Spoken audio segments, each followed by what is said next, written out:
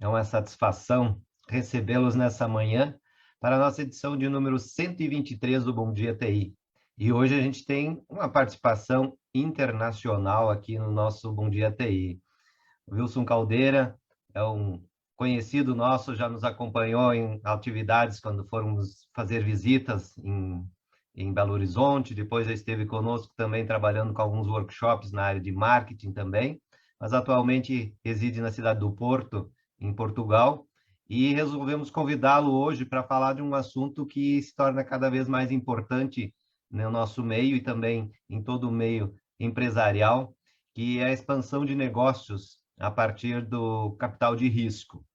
Então, há muitas relações, quando se fala capital de risco, não falamos apenas de startups, mas também de empresas tradicionais que podem tanto investir em startups ou, então, buscarem investimento de risco também para novos negócios. E essa visão, um pouco, ele vai trazer para nós, o Wilson, sobre informações que são necessárias tanto para startups conseguirem investimentos de risco, assim como critérios de avaliação utilizados por investidores de risco, né? Então, muito obrigado, Wilson, pela sua disponibilidade de conversar conosco nessa manhã. Sempre uma satisfação muito grande ouvi-lo. É uma pena que a gente não possa fazer isso de forma presencial, mas em breve, certamente, estarás de volta aqui para a Serra, ou quem sabe a gente faz uma missão aí para Porto, conhecer um pouquinho da Europa. Então, a gente agradece aos nossos patrocinadores, também a Algar Telecom, a Bitcom e a Agência Moss, que são patrocinadores do Bom Dia TI, aos nossos parceiros e patrocinadores de gestão do HDN Digital e o Sicredi, que estão conosco sempre em todas as nossas atividades. E nessa manhã também a gente vai, já que estamos falando bastante sobre capital de risco, startups também, a gente em seguida vai fazer trazer a Marina, do Acelera Serra, para conversar conosco rapidamente sobre a programação do Mindset Startup, que acontecerá agora em novembro. Então, depois eu faço a introdução da apresentação do Wilson. Quero passar agora a palavra para o Juremir, para a sua saudação de bom dia também. Por favor, Juremir. Bom dia a todos, sejam muito bem-vindos. Espero que todos estejam com muita saúde, né, nesse momento de final de pandemia, né, que é o que a gente mais preza para todo mundo que esteja saúde. Wilson, é um grande prazer reencontrá-lo, mesmo que de maneira virtual, e com certeza, se fosse presencial, nós estaríamos em Portugal. Né? É uma coisa bem bacana. Muito obrigado pela disponibilidade, eu sei o quanto é importante a questão de tempo, né? E aí para nós é muito importante. É um assunto novo para as empresas já consolidadas, como é as do Trinopolo, né, a nossa associação. Então é um assunto muito relevante e de extrema importância, porque isso reflete uma mudança de comportamento de mercado. E é isso que a gente está tentando passar para os nossos associados hoje. Tá? Muito obrigado mais uma vez, Wilson. Marina, também é um prazer ter vocês aqui do nosso lado. A gente está num estreitamento de parceria muito grande, então, por favor, se sinta bem à vontade e acolhida. Tá? Obrigado e bom dia e bom evento a todos. Eu vou passar agora para a Marina, rapidamente, para ela apresentar um pouquinho de como será o Mindset Startup. Fale aí, Marina. Bom dia, pessoal. Quero agradecer primeiramente a Edson e Juremir pelo acolhimento e pela oportunidade de apresentar, né, esse evento que é parceiro de vocês e que acredito que o pessoal vai gostar de saber da programação. Então, vamos lá. Então, esse ano a gente está trabalhando essa ideia que está aí de transformar ideias em revoluções. A gente precisa muito de transformar o nosso mindset, transformar a nossa maneira de agir também diante dos desafios aí, né? Isso a gente já sabe, mas isso não é fácil de fazer. Então, por isso a gente está trazendo uma programação que está vinculada com esse princípio aí de transformação. Então, vai ser no dia 11 e 12 de novembro, né, já na sequência, aí no mês seguinte, e esse evento ele é presencial, né, nos pavilhões da Festa da Uva aqui em Caxias do Sul, e vai ter todos os protocolos de segurança necessários, né, para o momento que ainda vivemos. E agora eu vou pedir para o Edson passar o segundo slide para a gente ver um pouquinho mais das atrações. Então, nós teremos essas atrações de maneira resumida, tá? Os palcos de conteúdo do evento, que eu vou dar um pequeno spoiler para vocês aí de maneira geral. Tem as feiras que vão compor o evento, a gente sempre tem a nossa feira de startups, né? Que é muito legal de conhecer as startups da região e de outros lugares, muitas vezes de outros estados aí que participam também dessa feira. E no centro, no coração dessa feira de startups, a gente trouxe essa inovação da feira de aceleradoras e fundos de investimento, onde esses players também vão expor, colocar na sua cara ali e ficar ali junto com as startups, no meio da feira de startups, compartilhando experiências, trocando, né? Fazendo todo o trabalho de feira aí, e vai ser muito legal essa edição, porque eles vão ficar mais próximos, então isso vai facilitar a proximidade dessas duas frentes aí de startups e investidores. Então, na sequência também ali nesse slide tem concurso de startups Sebrae Cabos, a gente provavelmente terá outra batalha de startups, além dessa, né? E o pitch inverso, né? Que é justamente esse pitch que a gente trouxe também, essa novidade de os investidores, os fundos, aceleradoras fazerem o pitch para as startups.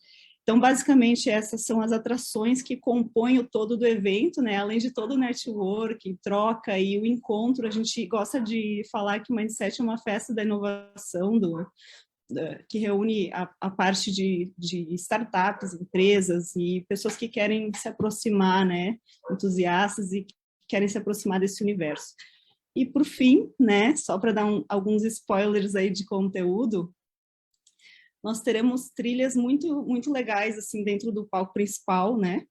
Onde a gente vai fazer uma sequência, né? Bem interessante, assim. Uma delas é a trilha da jornada de startup, onde a gente vai ter diversas, desde ideação, unicórnio, né? A gente vai passar por início, a ideação, crescimento, escala, enfim, investimento, trazendo investidores para um painel de diferentes tipos de investimento para startup, onde a gente traz tanto fundos quanto investidor anjo, acelerador, enfim, vamos trazer para esse momento, e isso vai ser ao longo do evento.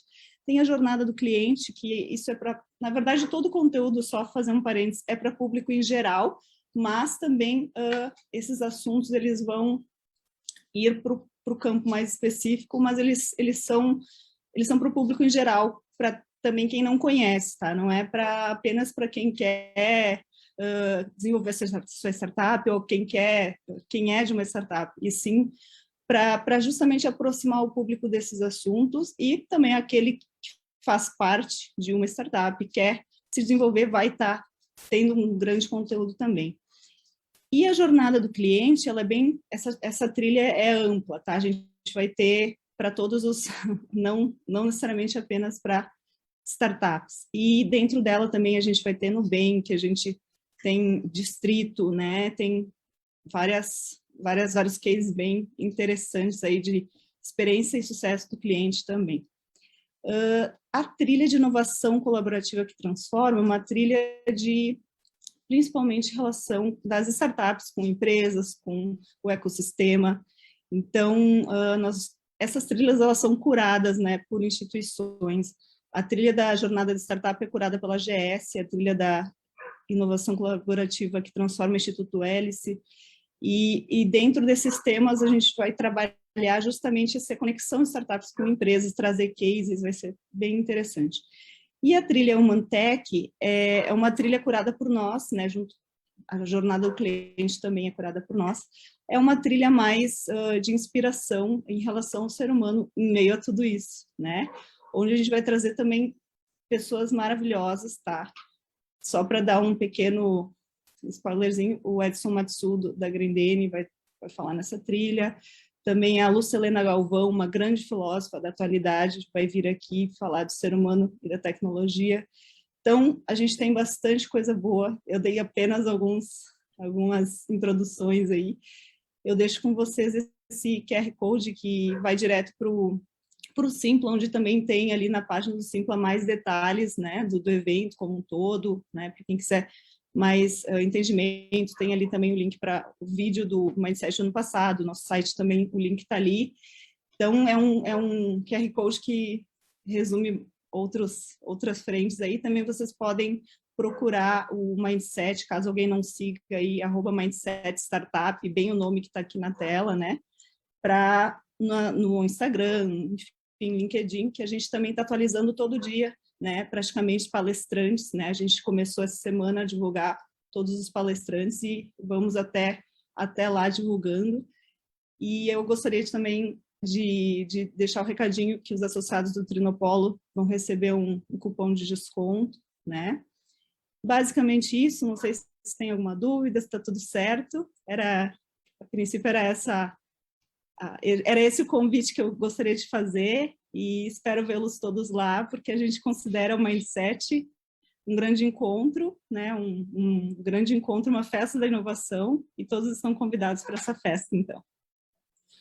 Obrigado, Marina. Com certeza a gente vai incentivar aí a divulgação aí para todos os nossos associados também, para prestigiarem e principalmente para se atualizarem, oxigenarem suas ideias de negócios lá durante o evento. Então, muito obrigado pela tua participação.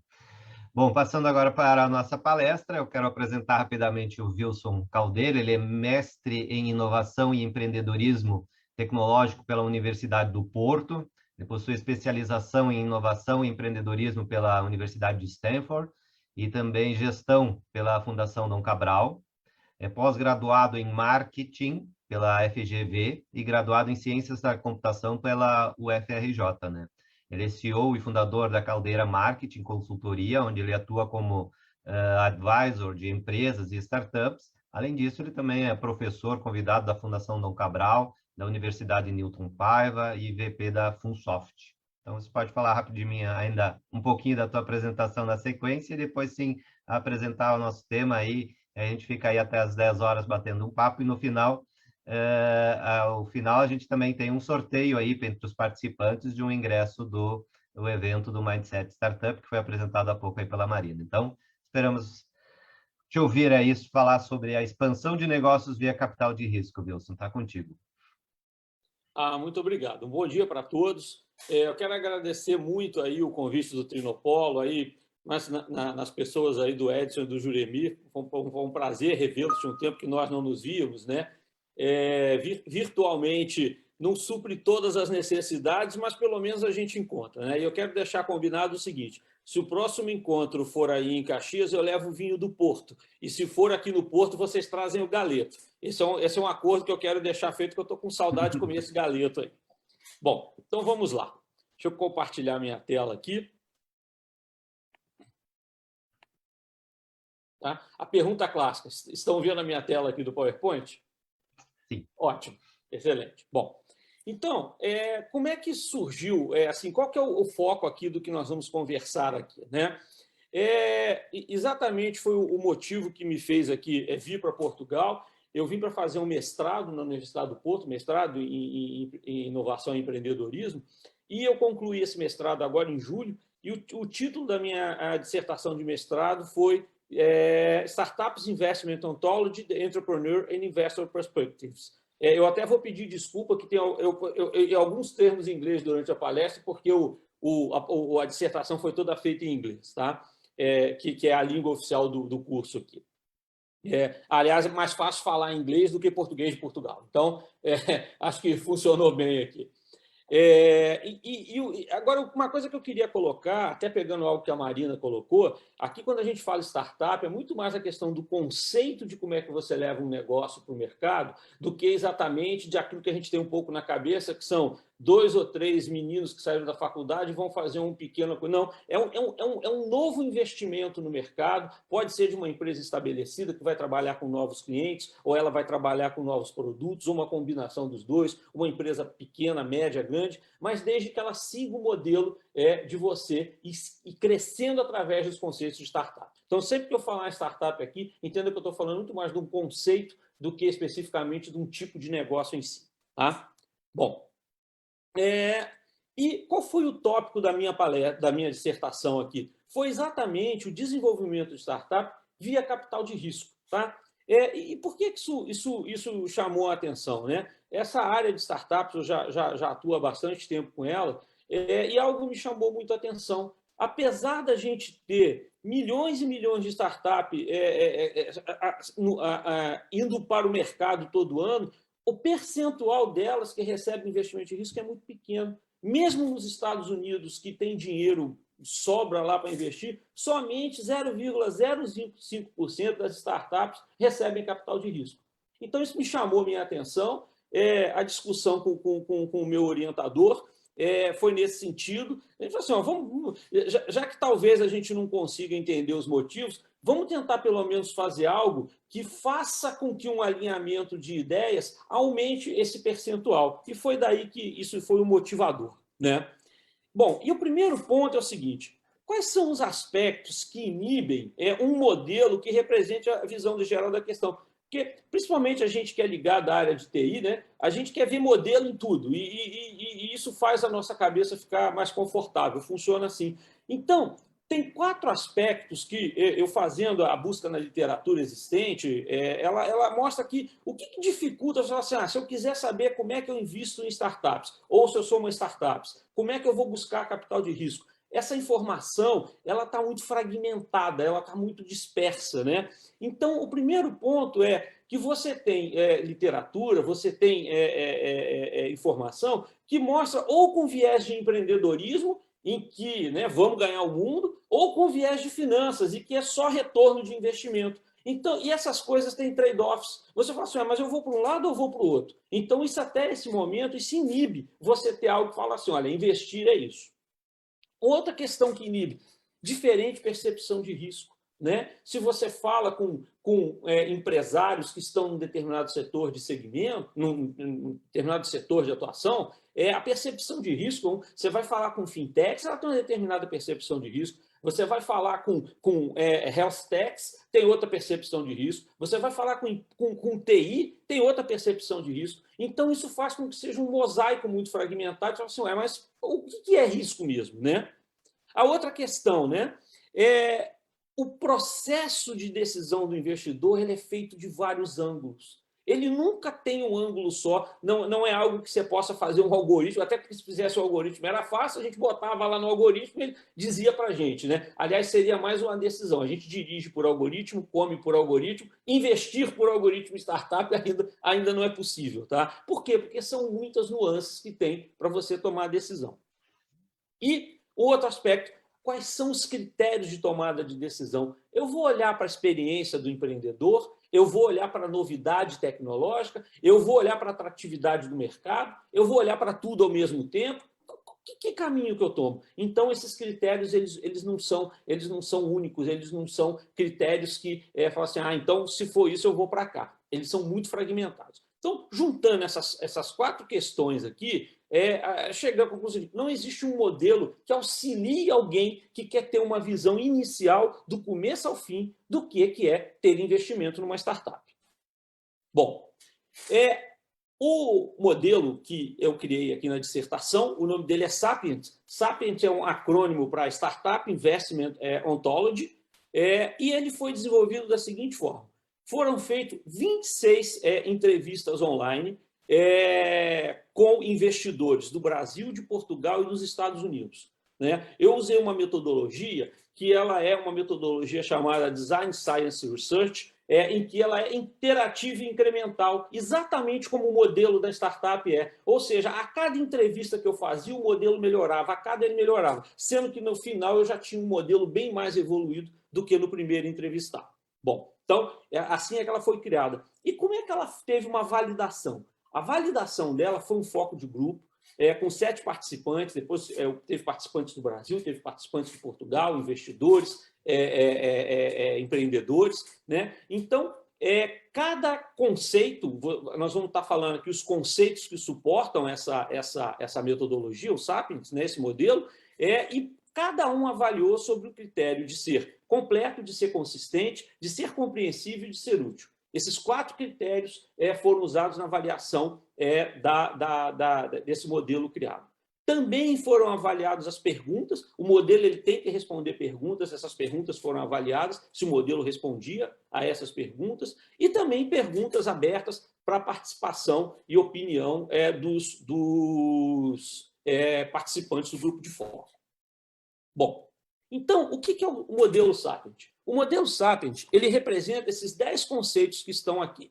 A startup, o empreendedor, o investidor de risco, a equipe da startup, os recursos, apresentações para investidores, né? Depois eu vou falar porque eu não chamei isso aqui de pitch, os critérios de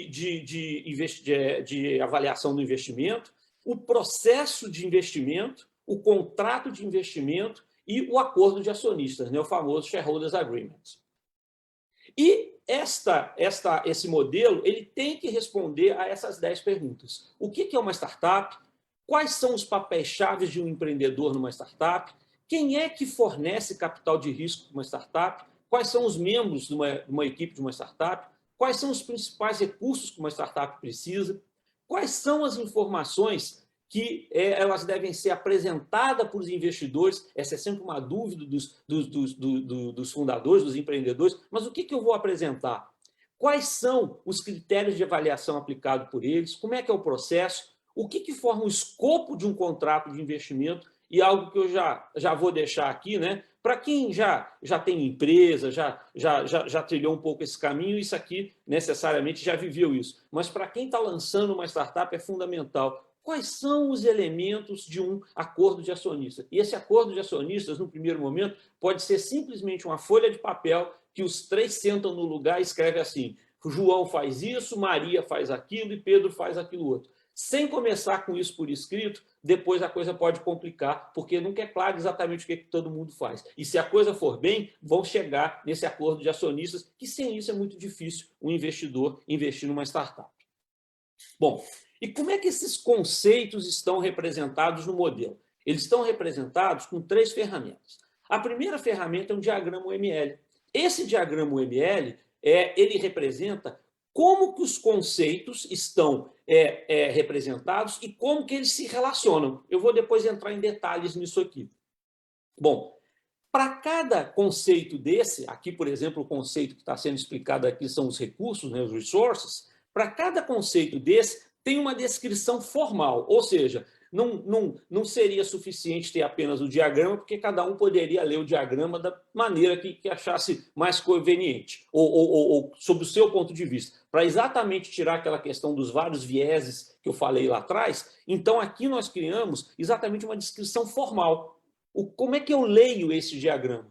O outro elemento que tem para cada um dos conceitos aqui é um glossário referenciando a literatura. Então, por exemplo, quando eu estou descrevendo aqui, para esse estudo, nós classificamos People-Based Skills. Opa, de onde é que saiu isso? Isso é algo da minha cabeça? Não. Está aqui, o People-Based Skills está na literatura, está lá na dissertação, na tese de mestrado do Osterwalder, e como é que ele criou essa ideia. Aliás, um parênteses, o Business Model Canvas, que é utilizado amplamente em todo canto, o que a gente sabe menos é que ele veio da tese de mestrado do Osterwalder, que também foi uma ontologia criada nesses modelos que eu criei aqui, inclusive ela serviu de base para bastante coisa que eu fiz aqui. Tá? Então, eu tenho aqui, eu falei em People-Based Skills, eu tenho referência na literatura. Além disso, eu tenho uma outra referência também. Então, quando eu falo aqui, profissionais experientes que podem trazer mentoria pessoal para a equipe. O que é uma mentoria pessoal? Vai ter uma definição, que não está mostrada aqui na tela, que é o termo 76, e, além disso, é o seguinte, esse EI 111 significa, este aqui foi um dos 26 entrevistados, em que ele é um empreendedor e um investidor, ele é do Brasil, a data, qual é o nível de senioridade dele, que eu procurei dividir entre sênior, entre middle level e entre novatos, tá? E qual é o perfil dele. Então, com isso, você passa a ter uma fonte de informação que ela te dá segurança de onde ela está vendo, e não simplesmente um viés único. Essa foi uma grande preocupação que eu e com a participação do meu orientador, a gente teve nisso. Então, o modelo, para cada conceito, ele tem cada um desses elementos aqui. O que eu vou agora passar aqui rapidamente pelos diagramas, que é a forma mais fácil, né? Porque, naturalmente, se a gente fosse passar isso aqui, vocês iam, em 5 minutos, todo mundo ia dormir. Não é esse o objetivo aqui. Nós vamos dar uma geral. Como é que é o diagrama que a gente usa? É um diagrama UML simples, né? Em que aqui a gente coloca, isso não é um fluxograma, ele mostra como é que elas se relacionam. Então, eu tenho aqui, quando eu tenho esse tipo de coisa, é um relacionamento. A pessoa utiliza um meio de transporte, o meio de transporte tem custos associados e o meio de transporte transporta para destino. Quando a gente tem esse tipo de construção com uma flecha, ele é um tipo de... Então, por exemplo, o Uber é um tipo de meio de transporte, um automóvel próprio é um tipo de meio de transporte. Quando eu tenho um outro losango deitado aqui, dentro desse círculo azul, ele é um componente. Então, o automóvel próprio, o motor é uma parte do automóvel, os vidros são uma parte, a carroceria é uma parte do automóvel também. Tá? Bom, então, com isso, a gente tem as ferramentas formais para definir os diagramas. E eu vou passar o primeiro diagrama aqui. O primeiro diagrama é a startup. A startup... um detalhe. Por que aqui do lado está escrito confidencial? Tá? Porque, como esse trabalho ele vai gerar artigos, eu estou submetendo artigos para revistas internacionais, publicações, eu não posso tornar isso público antes de serem feitos artigos, senão perde o ineditismo. Tá? Então, significa o seguinte, podem ser comentados, falados, mas esse material completo eu não posso ser público. Se alguém individualmente quiser depois uma cópia da dissertação, eu posso mandar, não tem problema nenhum, para uso próprio, para referência própria, é só me solicitar que depois eu envio. Tá? Mas o material público, nesse momento, ainda não posso colocar. Bom, então a startup, ela responde uma necessidade de mercado. Essa necessidade de mercado, ela define uma proposta de valor. A proposta de valor é base de uma solução inovadora. E a startup, ela monta uma equipe e essa equipe contém empreendedores. Tá? Essa solução inovadora pode ser baseada em propriedade intelectual. Essa propriedade intelectual pode ser na forma de patente, de conhecimento específico ou outras formas de proteção.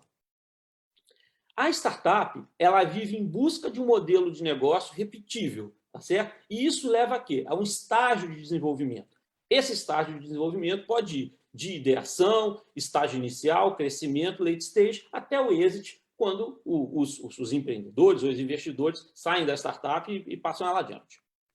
A startup ela necessita de recursos e de clientes.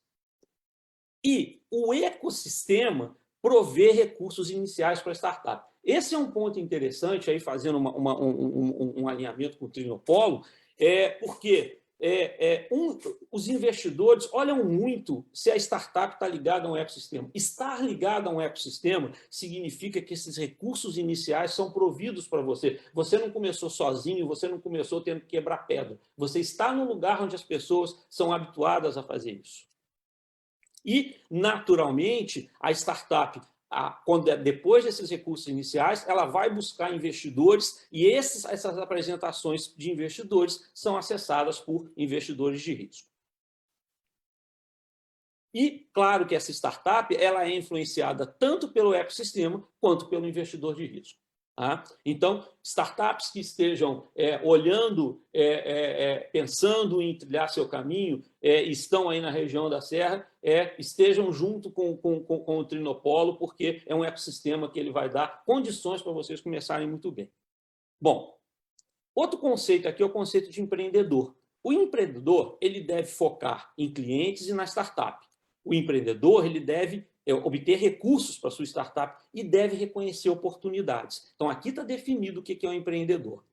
Ele deve se relacionar com outros empreendedores e com investidores de risco. Tá? Ele tem que se preparar para isso. Esse faz parte do papel dele. Ele deve desenvolver expectativa de longo prazo. empreendedor que quer retorno rápido, é difícil, principalmente no setor que a gente está de TI, ele deve desenvolver um track record. O que ele já fez de positivo, ou o que ele já fez de negativo, mas aprendeu com isso. Não é só o que deu certo. Não fala assim, ó, eu tentei fazer um negócio aqui e deu errado por causa disso, disso, disso. Isso é um track record, desde que ele aprenda porque ele errou. E algumas capabilities, algumas capacidades-chave para você ser um empreendedor. Você pode não ter nascido com isso, mas você tem que desenvolver. Saber vender, espírito de liderança, espírito, capacidade de sobreviver no curto prazo. A gente vê que novos investimentos, muitas vezes, a gente acorda de manhã achando que está rico e de noite vai dormir achando que está pobre. Porque as notícias elas influenciam muito, as pequenas notícias têm uma influência muito grande, né? Adaptação rápida, principalmente no mercado como o brasileiro, que a gente quase que tem uma surpresa por dia, então tem que se adaptar, e outras que podem existir, isso aqui não é exaustivo, mas essas certamente são as mais importantes. O empreendedor, ele pertence, né, à equipe da startup, ele constrói o engajamento com quem? A partir da sua visão, com os stakeholders. E quem são esses stakeholders? Os externos, que são aqueles que estão em volta da startup, clientes, fornecedores, o ecossistema dele, e os internos, que vão formar a equipe dele, e com isso você ter uma cultura empresarial. Ou seja, o que é um empreendedor? Está aqui, está definido aqui. Se a gente quiser olhar, isso está escrito de uma maneira formal e tudo lá no glossário, como todos os outros conceitos apresentados aqui. O próximo conceito é investidor de risco. O que é um investidor de risco? Ele espera um risco ajustado ao retorno de capital. Ah, mas eu não sei o que é isso. Então, vá saber. Isso já é importante cedo você saber o seguinte. Ele não quer simplesmente retorno de investimento. Ele quer algo ajustado ao risco dele. E o que ele mira? Saída, né? Normalmente o investidor ele investe agora para sair depois. O investidor de risco típico, ele não tem o desejo de ser o dono do negócio. Ele quer fazer crescer para depois vender numa situação melhor. Tá? Nada de errado se você encontrar alguém que quer comprar, desde que fique claro. Mas um típico investidor de risco, ele entra e sai.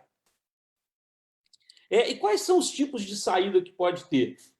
Pode vender, juntar com outras startups. Você pode ser vendido para uma outra empresa maior. A gente tem muitos casos, né, de startups que são adquiridas. Lá no Vale do Silício ocorre o tempo todo, né? Uma próxima rodada de investimento, onde você teve os primeiros investidores anjo, aí entra uma segunda, depois entra um série A, série B, a gente vai ver um pouquinho disso. Ou até, a gente tem um exemplo, aí no Brasil tem tido cada vez mais casos, de startups que elas não pegam investimento externo e elas vão conseguir o seu primeiro investimento externo através do IPO na Bolsa de Valores. A gente viu recentemente no Brasil o caso da Melius, que é uma startup, eu vi ela nascer em Belo Horizonte e vi ela fazer o IPO com bastante sucesso no Ibovespa. Quais são os tipos de investidores de risco? Eles podem ser business angel, que normalmente ele investe capital próprio, tá? Ele tem que ter uma relação muito próxima com o investido, porque aquilo é dinheiro dele, tá? Crowdfunding, que é uma forma que tem cada vez tomado um espaço maior, mas nós não nesse estudo aqui a gente não está considerando, não é que ele não seja importante, mas a gente não considerou, e o próprio capital de risco, tá? O venture capital. O business angel ele pode tomar duas formas. Um que é um business angel independente, que normalmente são aquelas pessoas que são os primeiros a investir, ou grupos de business angel, que aí você tem grupos dele, que eles são investidores mais estruturados. Normalmente o independente está com você nos primeiros investimentos e esses mais estruturados quando você já conseguiu desenvolver um pouco mais. Tá? E do lado de cá, que são investidores quando você já tem um crescimento maior de mercado, né? O independente aqui é quando você está mal saindo do seu MVP. Aqui você já tem alguns clientes e aqui você já tem, claro, o seu modelo que você precisa expandir. Então, esse investidor de capital de risco, venture capital, ele pode ser empresas ou podem ser corporações, né? Você tem, por exemplo, grandes empresas como você pode pegar aí uma Samsung, empresas grandes que têm o seu investimento em capital de risco através de capital próprio ou podem investir de terceiros. As empresas específicas de venture capital, elas trabalham às vezes com fundo de governo, são aquelas que de repente conseguem fundos do BNDES, fundos de órgãos de fomento. Em Minas Gerais era a FAPEMIG, eu não sei o nome do órgão equivalente aí no Rio Grande do Sul, mas talvez tenha um órgão equivalente, né? Ou capital privado também do grupo de investidores. E, normalmente, essa empresa ele é composto de uma estrutura que é importante que o empreendedor saiba como é que ele vai lidar. Ele vai lidar com uma estrutura complexa. Se ele não estiver preparado para lidar com essa estrutura complexa de parceiros, da diretoria, do board, do comitê de investimento, de quem avalia, ele vai se perder. Então, é melhor que antes que você faça qualquer movimento desse, saiba como isso funciona. É esse um dos objetivos desse trabalho aqui. O próximo conceito é a equipe da startup. A equipe da startup ela tem uma descrição e ela é composta de membros internos e membros externos. Esses membros internos, eles podem ser domain experts ou gente com capacidade de execução. Tem que ter os dois. O domain expert pode ser em tecnologia, em gestão, marketing e vendas e especialista no negócio, né? Ou seja, se eu não tiver isso tudo, significa que a visão de um investidor sobre você ela vai estar diminuída, porque se espera que uma startup tenha mesmo que seja uma ou duas pessoas que tenham essas capacidades, não tem problema, mas são capacidades esperadas numa avaliação. E esses membros internos, eles podem ser os empregados ou os empreendedores. E os membros externos? São aqueles fornecedores de serviços externos, por exemplo, empresas de marketing digital, empresas de nuvem, parceiros de vendas, quando a startup tem alguém que ajuda ela a vender, mentores externos, que a gente vê muito, mentores, consultores. E quando você já tem um investidor, você vai ter esse conselho da startup, que normalmente é formado pelos empreendedores, ou por um dos empreendedores, depende de como for combinado, o investidor e alguém de fora. Para quê? Para que as decisões desse comitê tenham uma visão independente, que elas, de repente, não se transformem em uma queda de braço entre somente a visão do empreendedor e somente a visão do investidor. O próximo conceito são os recursos. Os recursos, eles são providenciados, nesse caso, por um investidor de risco, e eles podem ser tangíveis ou intangíveis. Os recursos intangíveis são aquilo que eu tinha até usado de exemplo lá, que é o People-Based Skills. O que são People-Based Skills? A capacidade de fazer network, talento, a sua experiência, capacidade de liderança, a capacidade de você receber mentoria de pessoas que fazem diferença. O Flagship Investor é interessante. Normalmente, o empreendimento, quando ele tem um investidor que ele é bem conceituado no mercado, é muito mais fácil trazer outros. É do mesmo jeito que uma empresa, a partir do momento que ela arruma um cliente que ele é referência no mercado, é mais fácil vender para os outros. Então, se você tem como chegar num investidor que o mercado conceitua bem, é um caminho interessante para a startup trilhar. Tá certo? A parte de conhecimento técnico, conhecimento legal e financeiro, marketing, vendas e gestão. E a parte dos recursos tangíveis. Por que a startup precisa de dinheiro? Além desses intangíveis, ela precisa do funding para quê? Para você ter capital próprio para ela trabalhar. Tem gente que fornece, isso é uma maneira de você fornecer tempo como o capital para a empresa, né? Ao invés de da pessoa colocar um dinheiro para virar um partícipe, um acionista da sua empresa, ele coloca o tempo e o conhecimento dele. Se você achar que vale a pena, pode ser uma forma interessante. Equipamentos especiais, né? Startup que, de repente, principalmente na área da saúde, precisa de um equipamento super sofisticado de laboratório, pode ser que alguém entre como funding aí com você, colocando esse equipamento. E, normalmente, uma coisa que ocorre em ecossistemas de empreendedorismo é você receber alguns créditos, algumas coisas que te facilitam usar a Amazon, algumas mentorias e coisas do gênero, que você deve aproveitar isso também.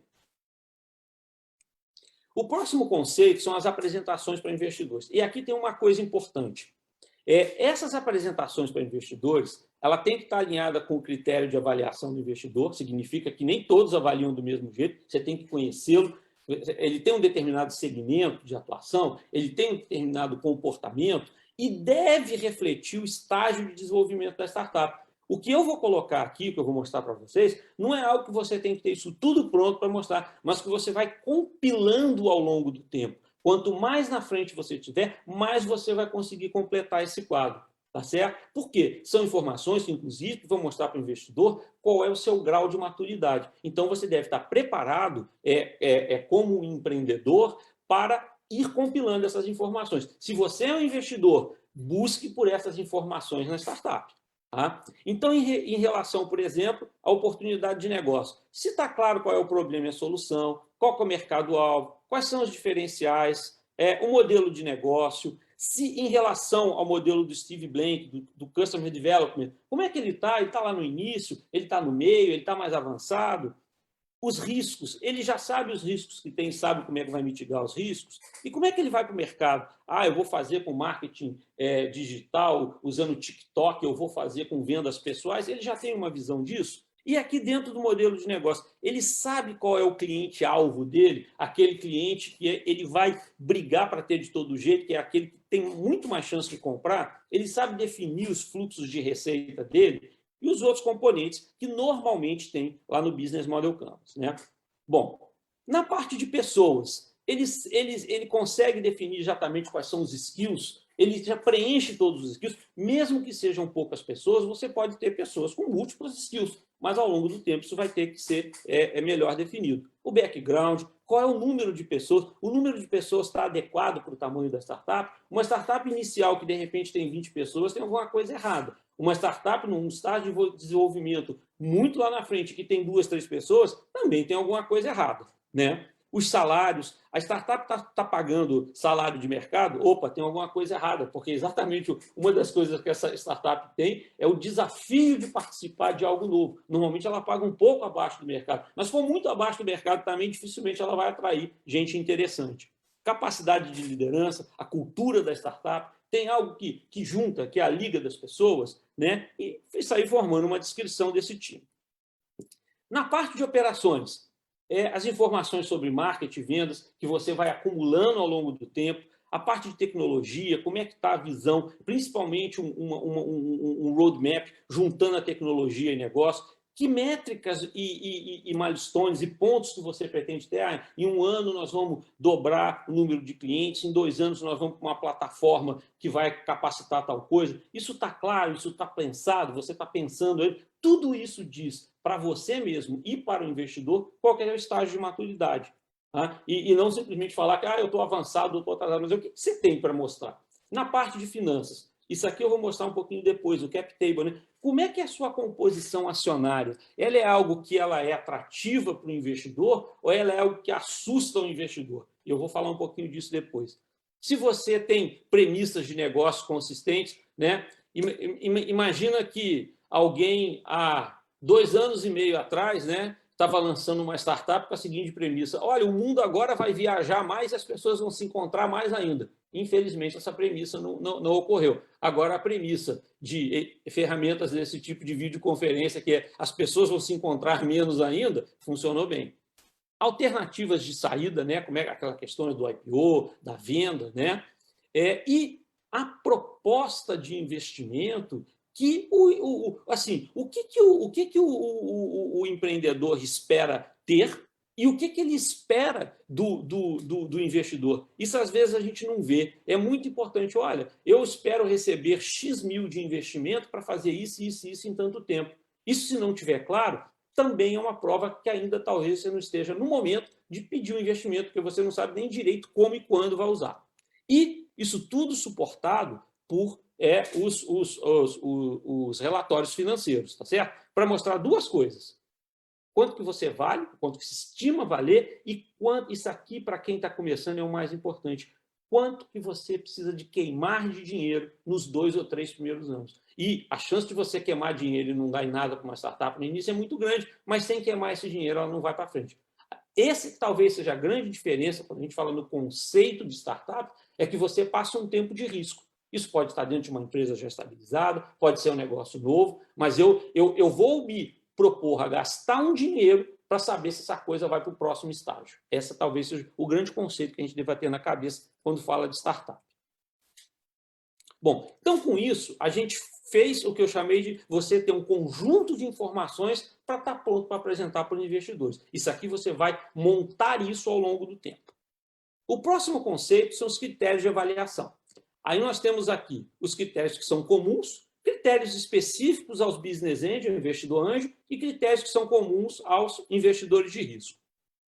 Os critérios comuns, sentimento, tá? Isso aqui é algo que estava presente em todo lugar, ou seja, não é algo matemático totalmente. Então, o sentimento, a experiência, a visão de negócio do investidor vai contar muito. Critérios financeiros, óbvio, não é só sentimento. Critérios comportamentais. Será que existe um fit comportamental entre o investidor e o empreendedor? Isso é bom para os dois lados. Você não consegue conviver com gente que tem comportamento muito diferente do seu. Não importa se está certo, não é certo ou errado. Tá? E junto com os critérios de relacionamento. E uma coisa que a gente viu também é o seguinte, proximidade. É muito mais fácil, por exemplo, para o investidor anjo da Serra investir numa startup da Serra do que o investidor anjo da Serra e investir em São Paulo, por exemplo, e vice-versa. Então, essa questão da proximidade é importante. Por quê? Porque isso aumenta a confiabilidade, isso aumenta a percepção dele nessa questão aqui de tenho confiança.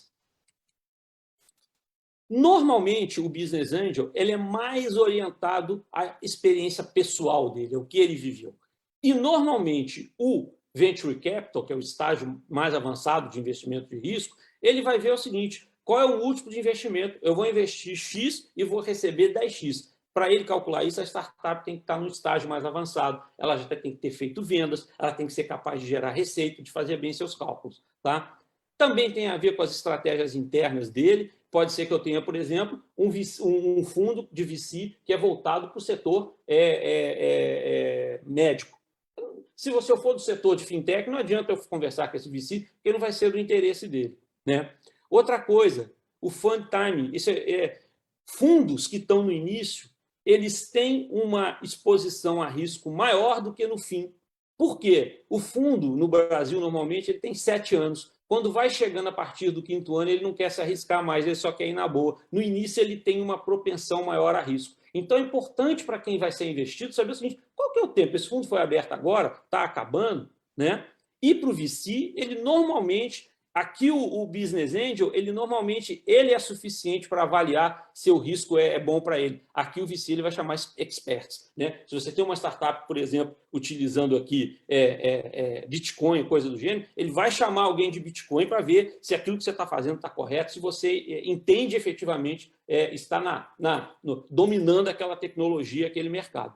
E, como eu falei, a questão da propriedade do cap table, que eu vou mostrar no outro conceito aqui. Outro conceito, o processo de investimento. Quais os passos que tem? Ele vai desde a aplicação, se eu quiser obter um investimento de capital de risco, uma pré-seleção, eles vão, o due diligence quer olhar se aquilo que eu falei é verdade, ver número, negociar e, efetivamente, aportar o dinheiro. Ou seja, é uma via crucis, tá? Não existe aquele negócio, eu já vi empreendedor falar assim, eu estou precisando de investimento na minha startup, vamos ver se até mês que vem eu consigo alguma coisa. Opa! Talvez esse horizonte aí de pelo menos uns 8 meses seja uma coisa mais real para você começar a ver exatamente para onde que você vai com o investimento. Esse processo de investimento ele é baseado num fluxo que normalmente o investidor tem, e como eu falei, ele tem os critérios dele e macro tendências. Né? Aquele exemplo que eu dei das pessoas vão estar mais juntas ou mais separadas, é claro que influencia, né? A moda da moeda virtual andou influenciando muito investimento em fintech. Se você trabalhasse com moeda virtual, o pessoal queria olhar, não necessariamente investir, mas chamava atenção. Se você não trabalhasse, provavelmente com moeda virtual, ele ia ter um nível de interesse menor durante um tempo. Isso é normal, acontece com as ondas de novidade e tecnologia. E aquilo que eu comentei, né? Ele avalia risco. E risco, ele pode estar... primeiro, a percepção de risco, né? Tem gente que gosta de tomar risco, tem gente que gosta de evitar. Então, isso dependendo do fundo, aqui em Portugal, por exemplo, eu percebo que o mercado aqui é bem conservador, aqui as pessoas têm uma tendência a evitar mais risco, tá? Bem mais do que de uma maneira geral no Brasil. Tá? E que tipo de risco que a gente está falando? Pode ser risco de mercado. Será que esse mercado vai desenvolver? Risco de sustentabilidade. Aqui na Europa, a gente tem bastante dinheiro dos fundos europeus para você crescer sua startup, para você crescer seus novos negócios. Mas se não tiver ligado à sustentabilidade, e a sustentabilidade sobre todos os aspectos, climática, ambiental, manutenção de emprego, se o que você estiver fazendo, por exemplo, for gerar desemprego em massa, você não recebe dinheiro. Se o que você está fazendo for poluir, não recebe dinheiro. Então, isso hoje tem uma influência muito forte, principalmente aqui na Europa, e a tendência é que no mundo se torne mais forte de uma maneira geral. Né? Risco de imagem. Poxa, será que de repente eu tô trazendo para ser sócio da minha empresa alguém que tem uma imagem ruim no mercado? Isso vai ter consequências, né? Ou eu estou investindo em alguém que já não tem uma imagem boa. Riscos jurídicos. Esse é algo que realmente as startups, aquelas startups de ponta, normalmente estão no limite, né? O Uber era um negócio ilegal. O Airbnb era ilegal, porque não estava legislado, né? Você tinha que ter uma licença para transportar pessoas, para alojar pessoas. Então, isso aqui é algo que, à medida que você entenda que você está nesse limite, ter advogados competentes conversando para até onde esse limite vai dar é muito importante. E esse processo de investimento, ele considera aquilo que eu falei, do tempo do fundo, se ele é um fundo iniciante, se ele é um fundo mais já perto de terminar, e ele também é ancorado na tese de investimento. A tese de investimento pode ser: não invisto em muito risco, só invisto em startup de alta tecnologia. Então, por exemplo, se a sua startup não é de alta tecnologia, pode ser um bom modelo de mercado, tem fundos que não vão querer você. Porque você não serve? Não, porque você não tem o fit com ele.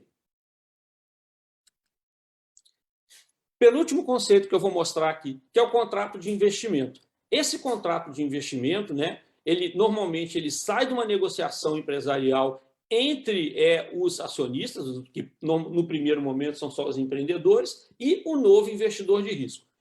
Quando eles chegam aqui num acordo, gera um documento, um term sheet, que ele é a base do acordo que vai ser feito lá na frente. Esse é o primeiro entendimento. Esse term sheet, ele não tem ainda uma obrigação legal, o que é feito ali você pode descumprir, e ele gera algo que tem uma obrigação legal, que se chama Memorandum of Understanding. Então, essas etapas são necessárias para quê? Eu falei que o primeiro acordo vai ser um pedaço de papel, e vai ser mesmo, até você ir evoluindo nessas etapas que vão dar confiança para todo mundo. E, uma vez que você tem esse memorando de entendimento, o MOU, você vai partir para o contrato de investimento. Esse contrato, ele pode ter cláusula de contingência. O que são cláusulas de contingência? Por exemplo, a startup, durante muito tempo, empregou gente que era PJ. Isso é um problema para quem vai investir, porque ele pode estar assumindo um risco grande. Isso pode fazer com que baixe o valor da startup. Ele é ajustado à rodada de investimento, aquilo que eu falei. Para cada rodada você tem números menores e exigências menores de maturidade, de informações, e ele contém as obrigações. O que é a obrigação de cada parte nisso? Esse contrato de investimento, ele pode modificar o acordo de acionistas, tá? Ou ele pode gerar direitos futuros. O que significa? Se acontecer tal coisa, o investidor vai entrar com esse direito. Se não acontecer, ele não entra porque não foi interessante para ele. E mostrando aqui o nosso último conceito aqui, é exatamente o conceito do acordo de acionistas. Esse conceito de acordo de acionistas, ele tem a participação dos shareholders, dos acionistas, dos atuais e dos empreendedores. Ele é alinhado com aquele contrato de investimento e, cada vez que entra um novo investidor de risco, ele é modificado. Tá? E aí ele pode ter cláusulas. Aqui eu não vou entrar em detalhes, porque senão o objetivo aqui não era discutir uma questão jurídica, mas uma questão mais estrutural. Você tem o cap table, que eu vou mostrar, direitos e obrigações, governança, cláusulas de saída e cláusulas operacionais. Comece no primeiro dia que você conversar da sua startup, escreva provavelmente lá no guardanapo de onde está tomando chopp, o rascunho disso e vai evoluindo. Isso vai fazer com que a vida da empresa seja mais saudável. Então, por exemplo, se a gente olhar aqui no cap table, quanto os founders têm da propriedade original. Isso aqui acontece o seguinte: a gente vê startup, vamos supor, ela tem 4 founders, 25% para cada um, tá? E elas vão ter um primeiro investidor. Se nesse primeiro investidor eles já entregam um percentual alto da startup, o que acontece? Não sobra mais nada lá na frente. Essa é uma decisão muito perigosa dos fundadores, entregarem por uma fatia muito grande da sua participação acionária para os primeiros investidores, porque não vai sobrar nada para depois. Você está prejudicando o seu futuro. Quando eu vejo empreendedores que vão ter sua primeira rodada de investimento e que vêm conversar comigo, que alguém quer fazer uma primeira rodada de investimento falando em 20%, o meu conselho é desista. As primeiras rodadas de investimento a gente tem que falar de 5%, de 7%. Por quê? Quem vai se interessar lá na frente, lá na série A, na série B, por alguém que, se os donos mesmo, os fundadores, ficaram só com um pouquinho da empresa, eles não vão ter mais vantagem nenhuma se a empresa dar certo. Então, esse é um aspecto importante. Tem que reservar uma parcela para os empregados. Isso um cálculo inicial, isso não está escrito na pedra, mas assim, aquilo que eu falei lá dos 25% para 4%, faz uma conta diferente. Divide, pega 10% e separa para dar para todos os empregados e divide o resto pelos 4%. Significa que ao longo da vida da startup, esses 10% vão ser dados para todos. Você já, inclusive, estipulou o limite. Os investidores, qual é a participação dos investidores? O vesting, que é uma coisa importante, é o seguinte: se eu falo para um empregado, eu vou te dar 1% da minha startup, mas eu vou dar 1% agora, e se esse empregado sai em 2, 3 meses, sai em 1 ano, eu vou ter alguém fora da minha empresa com 1%? Muito complicado. O vesting é exatamente para fazer o seguinte: olha, eu vou te dar 1%. Após você completar, aqui, por exemplo, aí tem que ser conversado, após você completar 1 ano e entregar esses resultados, você ganha, por exemplo, 0,5. Após você completar 2 anos e entregar mais esses resultados, você ganha mais 0,5. Então, com isso, você tem um comprometimento quando você tem essa transação de participação acionária na sua empresa. Tá? Bom, tem algumas outras questões aqui, mas aqui são cláusulas legais, eu não vou entrar nelas aqui agora, não, porque acho que não é o caso aqui, estamos chegando no nosso horário aqui também. Bom, aqui é como foi validado aqui lá no grupo de foco que a gente fez, né? Foram 7 participantes, ele teve uma aprovação de 95% desses participantes, né? Aqui, aquelas perguntas que eu coloquei, só teve um participante que achou que não estava bem respondido, praticamente todos concordaram que ela respondia, esse modelo responde bem essas perguntas, quando você olha para todas aquelas questões colocadas, né? E as perguntas abertas? As perguntas abertas foram: qual que é a sua opinião geral sobre esse modelo, sobre a ontologia, e para quem que ele pode ser útil? E aqui eu tive umas respostas bem interessantes, né? Um empreendedor falou que era muito útil e que ele gostaria de ter tido acesso a esse material antes de iniciar a primeira empresa dele, que ele achava que ele podia ter evitado muita dor de cabeça. Um outro investidor falou que a abordagem foi muito boa, bem ampla e, ao mesmo tempo, focada, né? Sem ser algo que abre demais, senão a informação não serve. Um outro empreendedor falou que ele gostou muito de ver a parte do investidor, que era bem definida, sem ser exaustiva. Um outro empreendedor falou que estava completo esse modelo aqui. Agora, algo que ficou faltando, né? Isso nas dissertações é importante a gente saber o que está faltando aqui. Tem a ver com o investidor 6, que não era o objetivo, é representar as coisas que estão aqui no tempo, no prazo. Essa aqui é uma visão geral, não era o objetivo. Esse pode ser um trabalho de melhoria do que foi feito aqui, que é no tempo fazer um timeline representando cada uma dessas coisas aqui. E o investidor aí também falou que tinha conectado, amarrado todas as pontas aqui.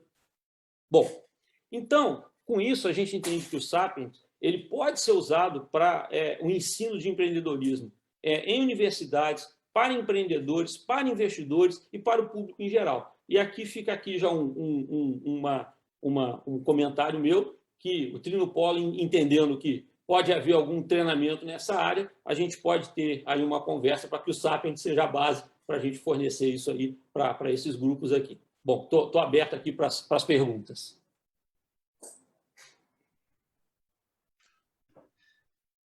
Olha, Wilson, eu vou demorar um tempo para absorver tudo, ter que rever, porque realmente a tese aí muito ampla, né? E um conteúdo realmente muito rico, né? E todo esquematizado dessa forma realmente requer que a gente faça uma revisão, né? Mas foi bastante esclarecedor ao mesmo tempo também, né? E concordo com aquele que te respondeu, o empreendedor. Eu queria ter sabido isso antes de ter empreendido lá, porque realmente todos esses passos, nós que lidamos muito com empreendedores, com startups e tudo mais, com investidores, né? Então a gente percebe o quanto essa relação às vezes é difícil, né? E por que que ela é difícil, né? Talvez faltava, né, para a gente olhar todo o esquema visto dos diferentes vieses, tanto do investidor quanto do empreendedor, enfim, realmente contribui bastante com isso. Então, obrigado pela tua disponibilidade, né?